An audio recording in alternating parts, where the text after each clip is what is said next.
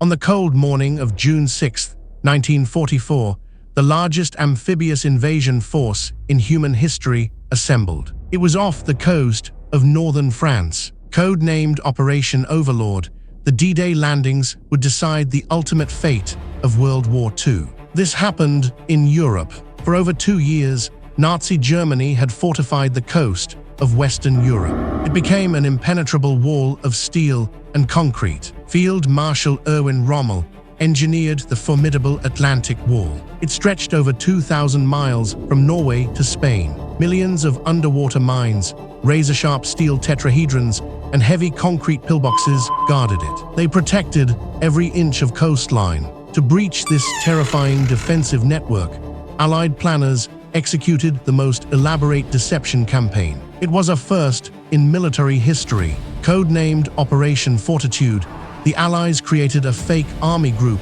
in eastern England. It was commanded by General George Patton. Using inflatable rubber tanks, wooden dummy aircraft, and fake radio chatter, they tricked Adolf Hitler. He was led to believe the attack would hit Pas-de-Calais. While German panzer divisions waited at the wrong location, Supreme Allied Commander Dwight Eisenhower gave the historic order. He stated, "Full victory and nothing else." Shortly after midnight, under a clouded moon, over 24,000 Allied paratroopers jumped. They plunged into the pitch-black sky behind enemy lines. Scattered by thick cloud cover and intense anti-aircraft fire, paratroopers of the 82nd and 101st Airborne landed. They were miles off target. In the small village of Saint-Mère-Église, paratrooper John Steele famously caught his parachute on the church steeple. He watched the battle unfold below.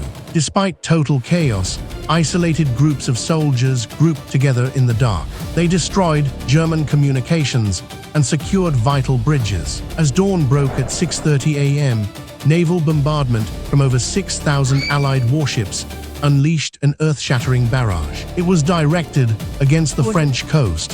Thousands of landing craft lowered their ramps into the icy waters across 5 designated beach sectors. These were Utah, Omaha, Gold, Juno, and Sword. At Utah Beach, American forces landed 4 miles off target on a lightly defended coast. They secured the sector with minimal casualties. British and Canadian forces smashed through German defenses at Gold, Juno, and Sword. They rapidly expanded their beachheads inland. At Point du Hoc, 225 U.S. Army Rangers faced a terrifying objective. It was considered suicidal. Under intense machine gun fire, Rangers fired grappling hooks and scaled 100-foot vertical cliffs. Their mission was to destroy heavy German artillery batteries. However, at Omaha Beach, the assault turned into an absolute nightmare. It was a scene of blood and fire. The preliminary naval bombardment had missed the German pillboxes. This left the veteran 352nd Infantry Division completely intact. As the ramps dropped, devastating MG-42 machine gun fire and artillery shells ripped through the first wave. These were American soldiers. The sea turned red as weighted soldiers drowned in deep water. This happened under relentless crossfire. Trapped against shrapnel-strewn seawalls, units were decimated within minutes. They lost over 70% of their men. Colossal chaos threatened to force an Allied retreat. However, field commanders took decisive initiative. Colonel George Taylor rallied the pinned-down troops with famous words. He declared, "Two kinds of people are staying on this beach, those who are dead and those who are going to die. Now let us get up." Small groups of brave soldiers blasted gaps through razor wire using Bangalore torpedoes. They then scaled the steep bluffs. By nightfall, over 156,000 Allied troops had fought their way.